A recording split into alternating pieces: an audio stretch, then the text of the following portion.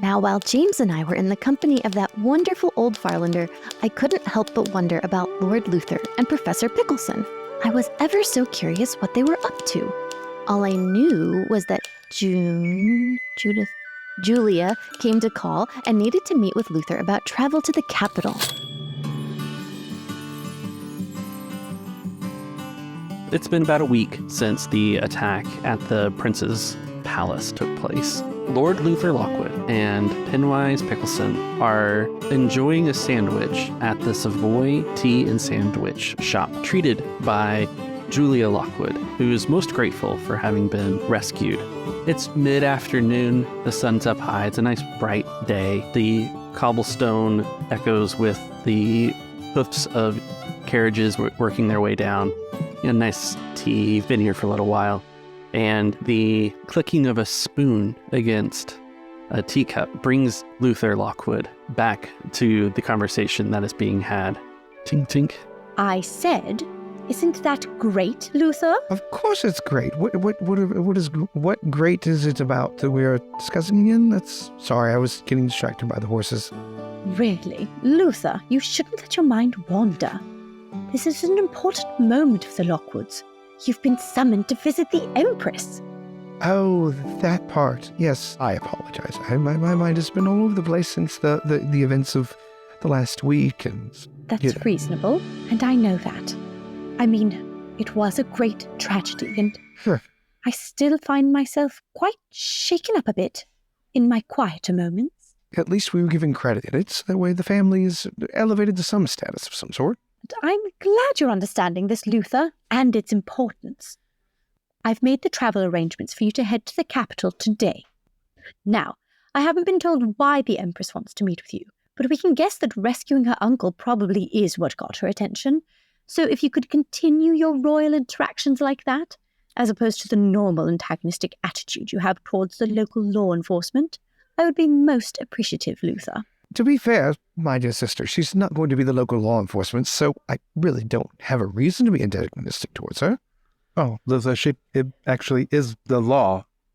Oh, I know, but it's different because this one's actually a pretty face. It's not who we normally deal with. Oh, Reggie's fine. He's just a little bit calmly. Reginald is not fine at all. You have your face bitten by a dog while chasing after a burglar, and see how you look afterwards. Oh, I guarantee I wouldn't get my face bit by a dog while chasing after a burglar, that's for sure. That's true. Brother, this is exactly what I'm talking about. You will be in the presence of the Empress. Please keep this kind of nonsense to a minimum. Less is more? Yes. I'm sorry, my dear. It's all right. Just know I'm not allowed to be there. So you will have to be on your best behavior. Which also means that I need to mention your clothing line, if I can get a chance. I'm glad that much is clear. Of course. Is there any other marching orders that you might have for us? Well, I would appreciate it if you treated your cousin Edith with the respect she deserves upon your arrival. I think I could do that. You will be staying at the Lockwood estate while you're up there. Yes, that's what I'm doing. Absolutely. Why would I do anything other than that? Luther? Yes, I will be going to see Edie. It's fine. I promise I will be going there. I'll be staying with her. It's going to be fine. Everything's going to be okay. And I'll see the Empress, and everything will be fine. There won't be any marks up on our family's name. She will be completely enthralled with me, pleased, and she'll buy many of your dresses. Lady Juliet, you have no clue what she wants, correct? Unfortunately, no. She did say she doesn't know. I mean, we're assuming it's the thank you. Maybe a bestowing of a great honor. That's what I'm hoping for. I'll be happy to utilize that. But the Empress specifically asked for you, Luther. Perhaps because it was your name in the paper. As I should have been. As he should have been. Yes, well, we're very thankful for the family recognition. Lord knows we need it right now. At the least. I'm glad that at least associates was thrown in there because, we all helped save each other. Luther, it's beyond me how you found this group of folks you're in charge of. But you found your people, and I'm proud of you for that. Oh, thank you for that backhanded compliment. Oh, it's what I do best. I probably learned it from Mother. Can I get more tea, please? You two can finish up lunch whenever you're ready. I've already taken care of the bill. Thank you both. Please come see me when you return. I want to hear everything. Oh, yes, absolutely. Where would you like to meet? Why, here at the Savoy would be grand. Here's wonderful. Not back with Mother. I agree, 100%. Here. Mom's not coming, is she? No. She'll be staying home. You paused. She's not going to be here when we meet up when I get back. I would say that Mother's thawing at the moment with your current rescue. We are all very proud of you for that. Okay. I think we'll just leave it at that for now. There's not much to report on Mother for the moment. Okay. I think I appreciate that. That's a good thing for all of us. Do be sure and see Carlisle before you leave town. Oh, you're dressing me up again. Okay, yes, absolutely. It is an audience with the Empress, after all. I can just use the outfit that I used at the gala. I didn't destroy it. I haven't gotten all those stains out. Oh, right, there was a little bit of blood. I'm sorry, I thought it was an accent. Well, no, it wasn't. No, it wasn't an accent. That's right. The bloodshed was quite intentional. Wear the same outfit again? Luther, lavender is last season. I will go to Carlisle, and I'll make sure that I'm properly fitted. If you would like me to explain again so you can understand, I am happy to. Oh, no. I'm glad that lavender is not in anymore. I really appreciate that. Periwinkle will be fine. That doesn't match my complexion. It's not about complexion, Luther. It's about appearances. She straightens her dress and begins to walk to the street. Don't let the day get away from you. Have a good trip. Yes, be safe. She hails a carriage and heads off. Periwinkle. Not a fan of periwinkle. Penny, it's Periwinkle. Why did it have to be Periwinkle of all things? I think she's torturing you, Luther. Do you think she's torturing me? We know she's torturing me. Your sister wouldn't be able to convince everyone that whatever you're wearing, even though it's an atrocious color, is fashionable just to torture you, do you? You might be onto something. Oh. But you know what? That's fine. That means that I just have to wear it in such a way that she won't have me wear it again, like she did the lavender. Yeah, that's how we do these things.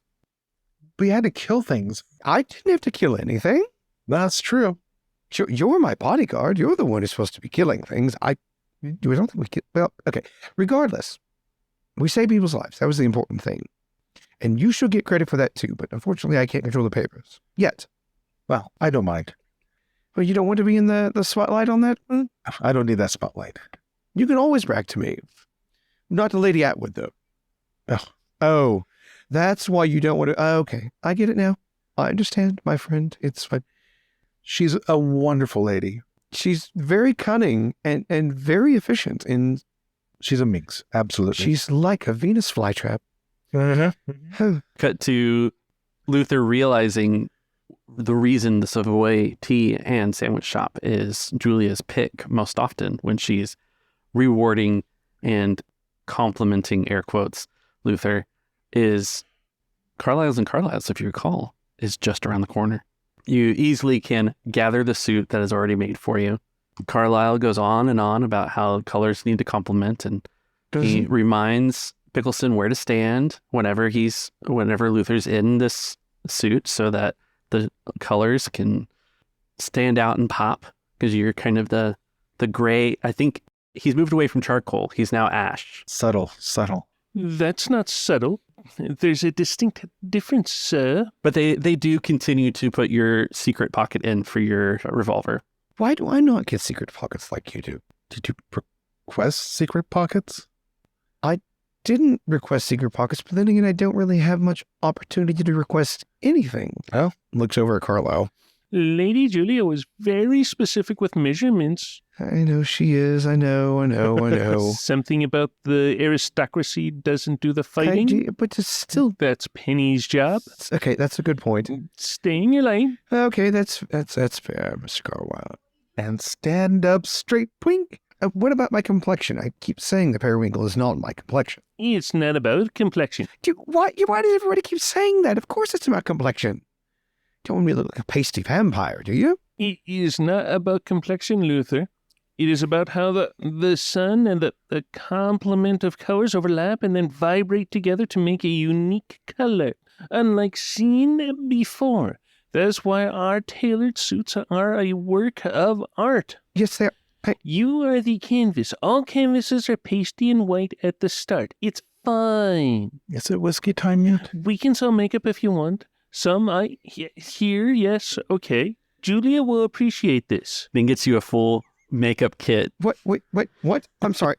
No, I didn't ask for... Oh, my. We must be losing. And very politely shoves you out the door. Yes, exactly. I think we just got upsold on makeup for you. Well, at least it's on Julia's tab. That's fair. I can use this for... You know what? I'm going to turn this around.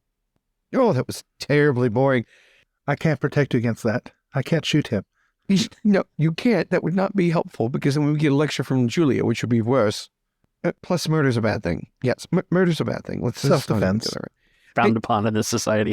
It's frowned upon in society, but I know what I can do with this. So we're going to go see Edie. Edie will appreciate this. I will give her the makeup kit. Ha-ha! See, I have plans and they work. Even when I don't mean to have plans. Ha! It's perfect. And we need to Oh, there's already a cab. Apparently somebody's been watching again. Yep. Let's maintain your schedule. That's the take it away from me. And... Well, not cab. It would be just a... I think it's just a regular carriage, horse-drawn. Carriage, yeah. Enclosed, though.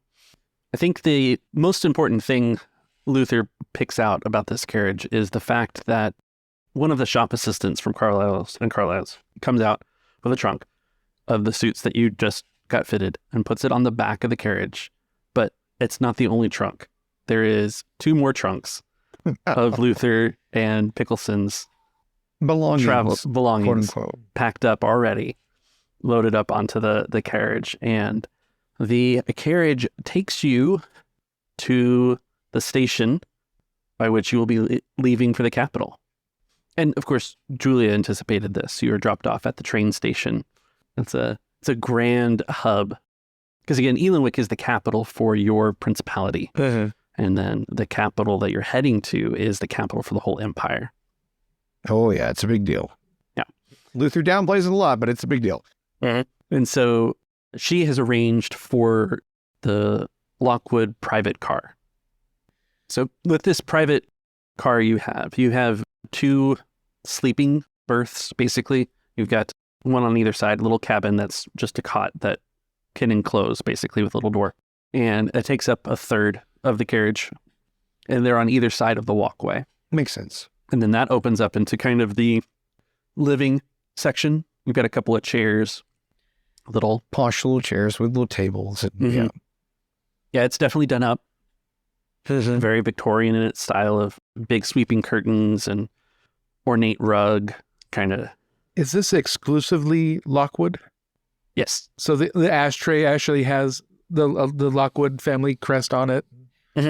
Wow. Yeah, it was an investment by my father. Lockwood colors. Lockwood and Pickelson board the Lockwood private car on the train and blows its whistle and rolls out of the station.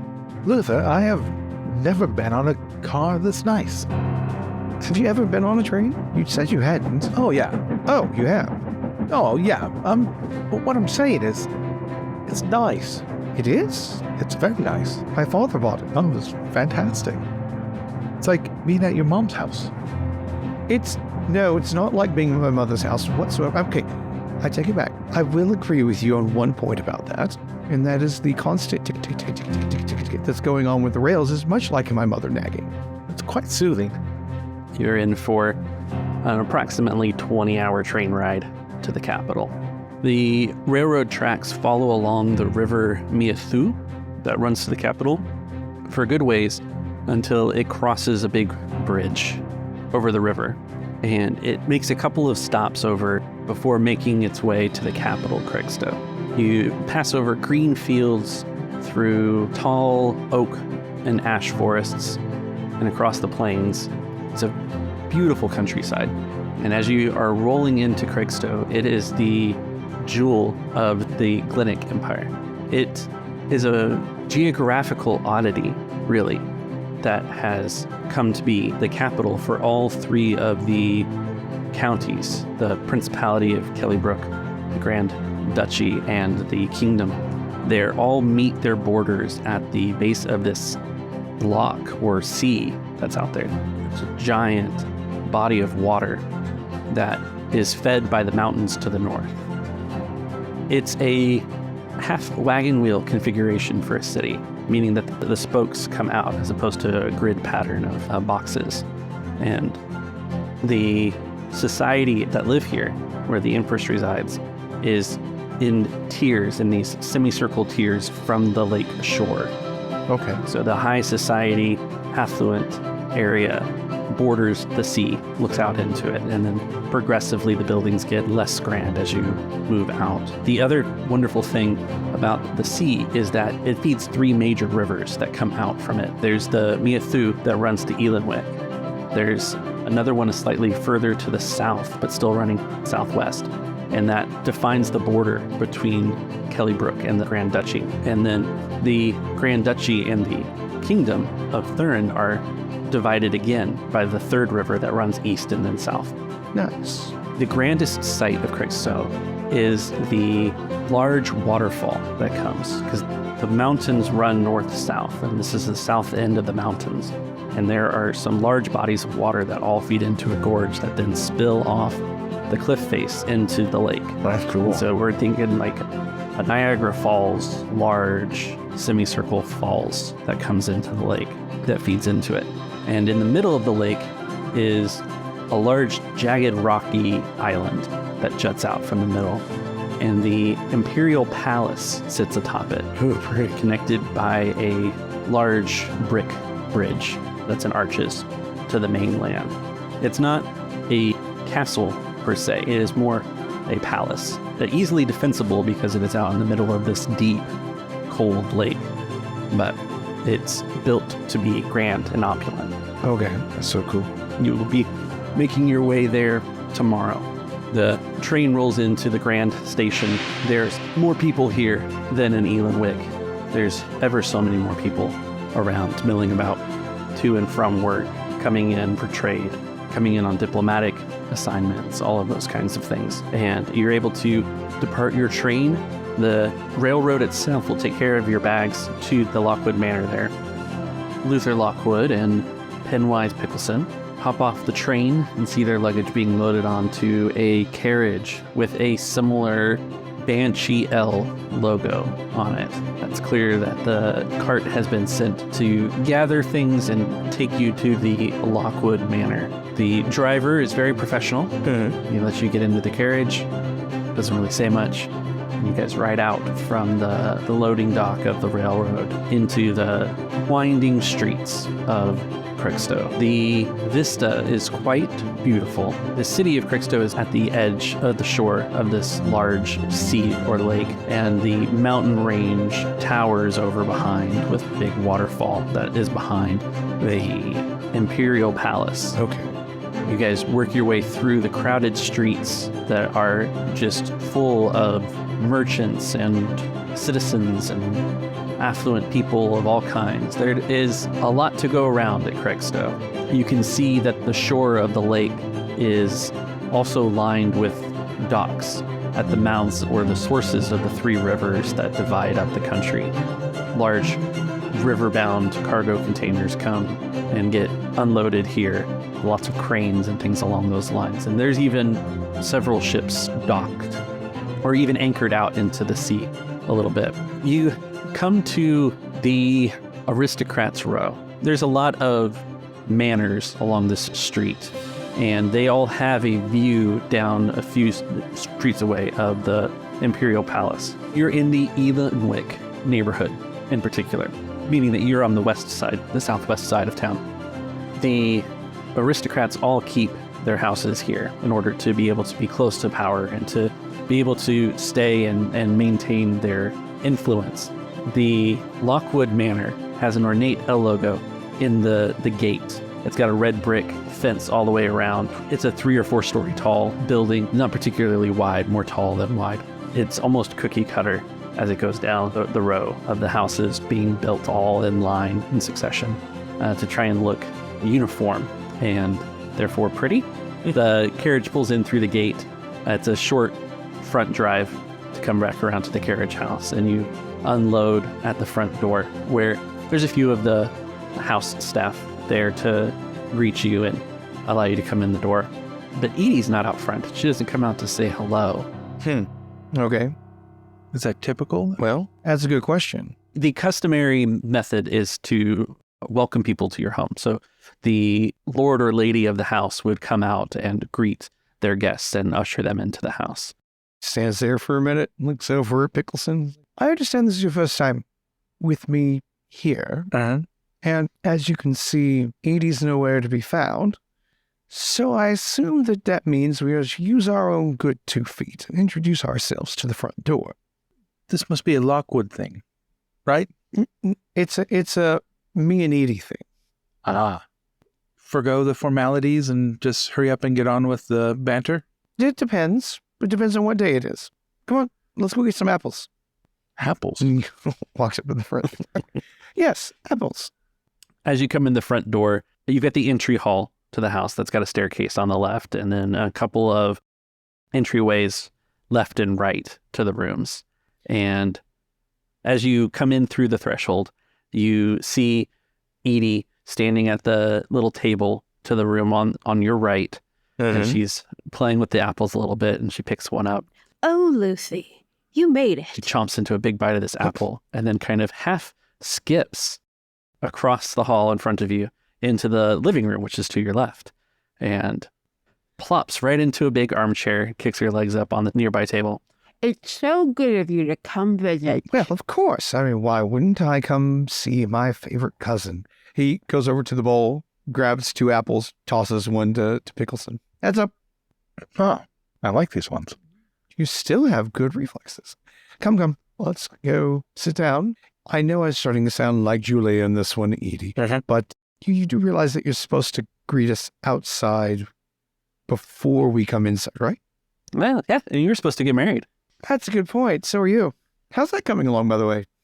He goes and sits down. Gonna quite like this. I guess the banter is starting. Sorry about that. I lost the bet. Lady Edith Lockwood, Edie for short, is a young 20s lady in charge of the Lockwood Manor in Craigstow, in the capital. She's got a nice dress on, her hair kind of done up, but she seems to be more in Luther's camp in terms of prim and proper. And she's got a few flyaways. Her dress is a bit ruffled and all of that. Her bright red hair is all done up. She's got the makeup on and everything to look the part should anyone other than Luther come to visit. I gave you the room on the 3rd floor. I hope that's okay. Oh, it'll be fine. Anywhere is going to be fine. Even if you wanted to put me in the foyer, that'd be fine too. Believe me, I considered it. Really? Did you really consider it? I mean, we've had this conversation enough times. By the way, get up. Up. He gets up, walks over to her, gives her a hug. It's good to see you. Good to see you too, Lucy. Looks over at Penny. Not a word to James about this. No promises. And he sits down, kicks his feet up as well. I think I've heard that name before. Was he on the list you sent me? A list that I sent you. Which list? There's a lot of lists I sent you. You know the one. The one that we send each other. On the prospects. Oh, yes. The terrible prospects we send each other. Yeah, the terrible ones. No, he wasn't on that list, no. I would not subject him to you. I should have to meet him. You can definitely meet him. He's absolutely friendship material for sure. He just wouldn't do the family good as far as anything else. We know how Mother would be about that one. How is old Nori doing? Nori. Aunt Nori. Your mother. Oh, I'm sure she's doing quite fine. Julia sees me quite often on her behalf. She's thawing, apparently, since we happened to save the prince's life and all. Yes. What's that all about? Well, did you read the paper, or do you just want to know more details? The paper just said, Lord Luther Lockwood saved Prince of Kelybrook with his associates. Well, yes. Tell her about the chandelier. Oh, right. Yes. Okay. So there was this man that came in there with all these pelts, like a, old-timey hunter. He was speaking in some language no one could understand. And he had some wolves next to him, and they started attacking people. And then more wolves showed up. Describe those wolves. No, you can describe the wolves. They're big and their fangs. They didn't look like any wolves I've ever seen before. Yeah, they were very intelligent too. But then all chaos broke loose and everybody was trying to run for the hills and Then a fire broke out, I think, somewhere along the way. I can't remember exactly how that happened. So you What? set fire to something. No, we didn't set fire to anything. We were trying to get out, but then we realized that Julia was in danger and just happened to be the prince was nearby. So we went to save her, but she was on the other side of the ball from us, or from the gala. So we got this ingenious idea that I came up with, which was to go to where the chandelier mechanisms were, where you could, lower and raise the chandeliers. And we cut those and swung across the gala away from most of the beasts and ended up on the other side. And that was a lot of fun. May cause some structural damage. We did it twice. We did do it twice. I and you and James, right? Or was Correct. Yeah.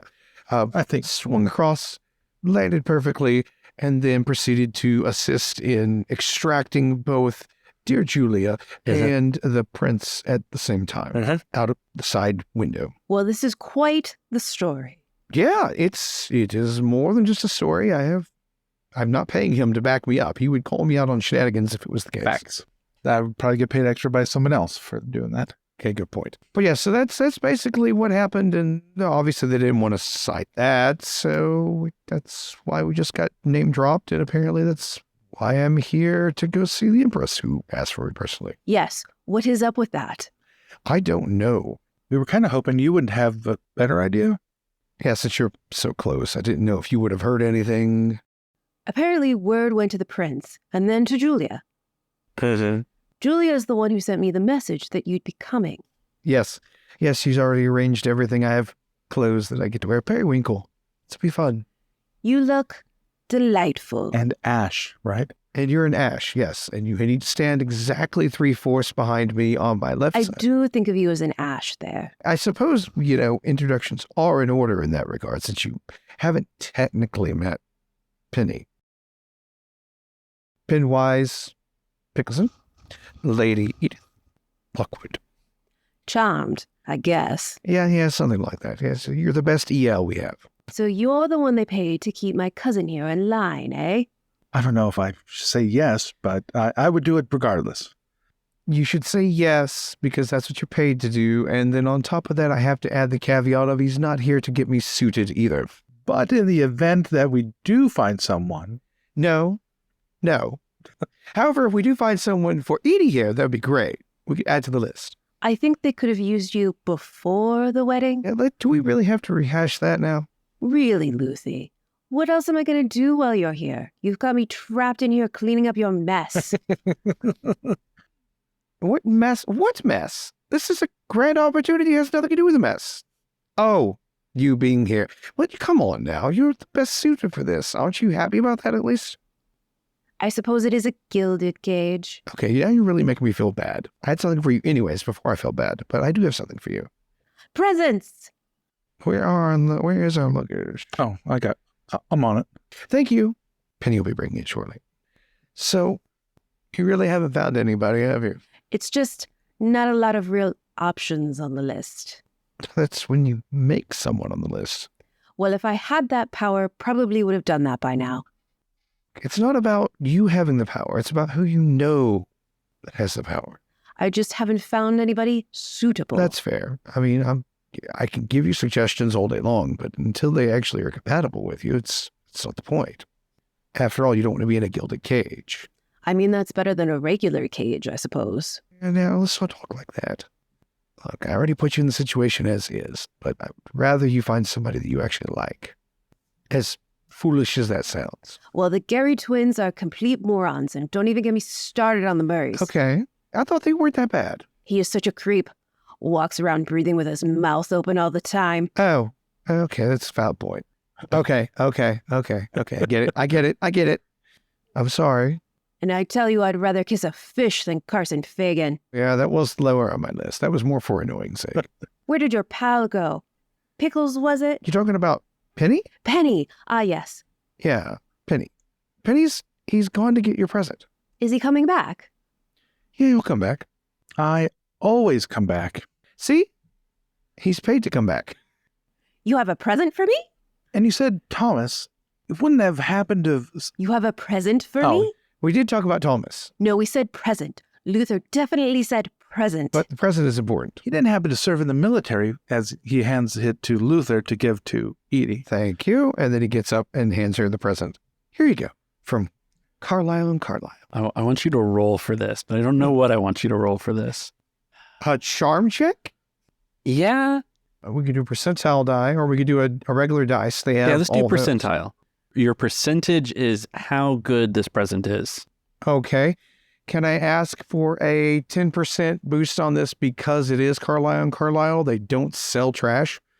I'll give you that. Okay. So there's at least there's a plus 10 on it at least. Okay, here we go. It's 60 plus 10, 70. All right. Oh, Carlisle and Carlisle. Okay, yes, this is good. This is nice. I like the box. Oh, yes, they spare no expense. However, it looks like it's for a different complexion than mine, but I appreciate the thought. But the complexion doesn't matter. Complexion absolutely matters. Whoever told you that was lying to you.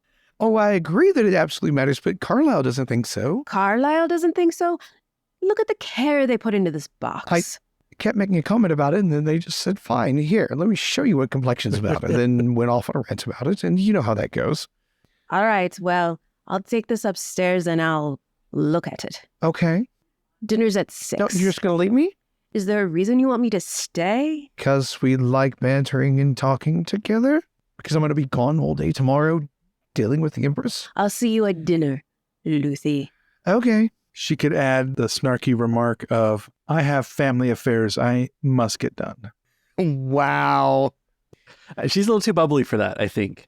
Oh. I think And she's got a smile on her face. She's not upset about things. Yeah. Anymore. the most snark you get out of her is that she is going to hand the makeup kit to one of the house staff. And just walk off. And then she heads towards the kitchen and like throws out the apple core and then like, goes out the back door. Like doesn't even go upstairs to look at the makeup kit. You just watch as her leaves. We sure do know how to pick them, don't we?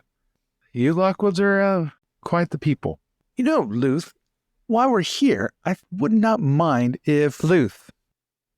I'm not comfortable with Luthie? Neither am I. Well, that's two of us. That's fine. Luth is fine, Pin. Well, yeah, I do. I was just thinking that maybe if we have time, not pressing, it would be nice to hit, our lodge, military man, meet our lodge, pay respects to our fellow man and servers. It's thought it'd be nice to, have a drink with the boys before we go back home. Yeah, it's definitely going to be a war, that's for sure. Looks at the time. What time is it right now? Early afternoon. It's probably like 1 or 2 o'clock. Dinner's at 6. 6, and it didn't take us too long to get here from the dock or from the train station. So, okay. I've got an idea. Give me just a moment.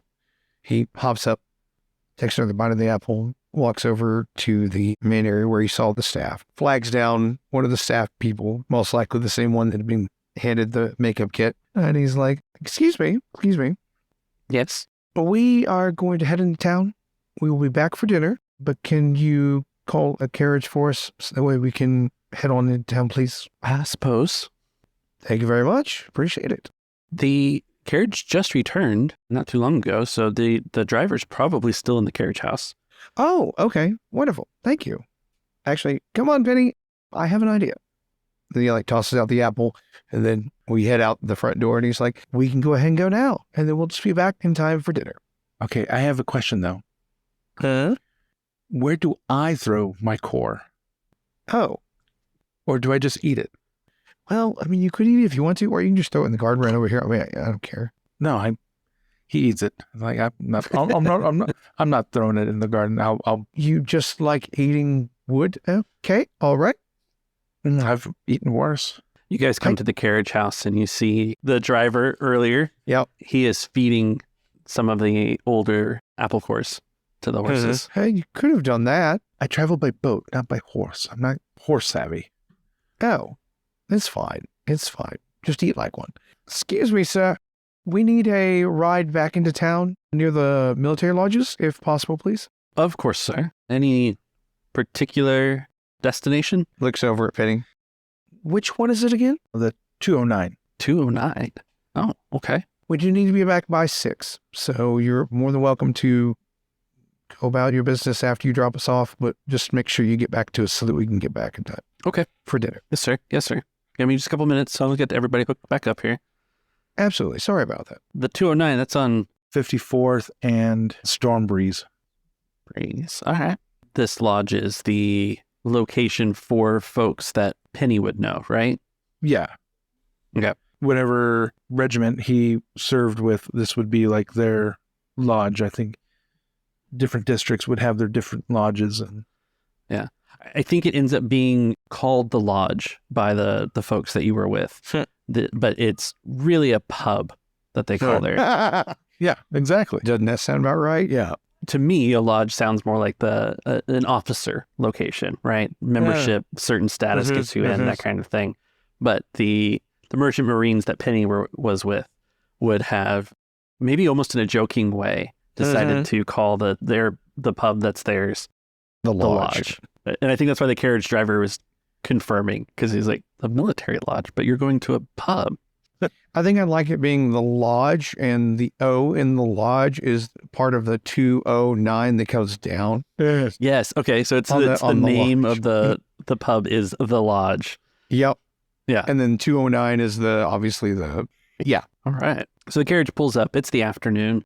Everything's buzzing about and everything. The lodge is never empty. Might even be its slogan, unofficially. I like that. Many of the Marines and naval folk that serve in the Ealanwick Navy, the merchant Marines, they attend here. What's the exterior look like? Ooh, good question. I think it's gray around the base of it. And I think it's gray stone, and it's got a rounded, it's like a ship hole center. So like an upside down ship, and that's the center of it. And then it has little off to the sides, it would have little rooms, and it's where the booths would be. The center would be a large arch that would run down the entirety of it. So it's like an upside down ship. And then you would have big wood beams on the outside, but the foundation of it is stone. Does that make sense? Yeah. Yeah, I was just thinking that'd be kind of cool. And it would have like a front of it. We would have the memorabilia of different things that have been brought back and different pictures and portraits and the good commanders, stuff like that. That's cool. And in this situation, Luther's actually just following along. So Is the wall of honor for it's in pictures and whatnot, medals for the commanders that they had that they liked, and then there's the wall of shames and the loo. The wall of shame. Yeah. Some folks playing darts in one corner. Even though it's early afternoon, lots of rabble-rousing and carousing and singing of songs. I think we go in and Penny orders 3 drinks.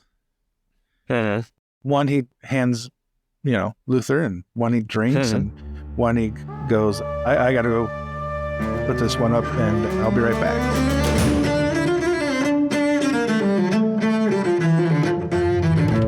Thank you for listening to the latest episode of the Foxglove Letters. We hope you've enjoyed the adventure so far and can't wait to see where the story goes. Before we go, we want to let you know that we love hearing from our listeners.